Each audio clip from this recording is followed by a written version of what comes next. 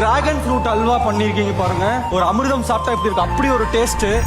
சொல்றதுக்கு வார்த்தையே இல்ல. நீ உண்மையான வேலைக்காரன். ஈஸியா தான் இருக்கும். சிம்பிளான டிராகன் ஃப்ரூட் அல்வா பண்ணலாமா? அதுக்கு நீங்கள் ஒரு டிராகன் ஃப்ரூட் எடுத்துக்கோங்க. அதை கட் பண்ணி கிரைண்ட் பண்ண வச்சுக்கலாம். கிரைண்ட் பண்ணி எடுத்துட்டு சட்டியை சூடு பண்ண வச்சுருங்க.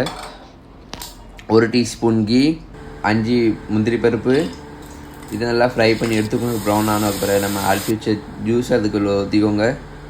4 ஏலக்காய், சுகர், 1 டீஸ்பூன் கார்ன்ஃப்ளவர் போட்டு நல்லா மிக்ஸ் பண்ணிக்கிடலாம். நல்லா மிக்ஸ் பண்ணுங்க ஸ்லோ ஃப்ளேமில் வச்சுட்டு.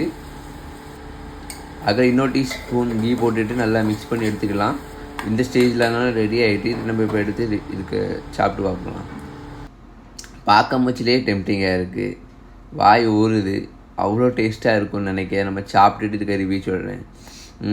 அவங்க சொன்ன மாதிரி இதில் டேஸ்ட்டாகவும் இருக்குது, வெரி ஹெல்த்தி ஃபுட்.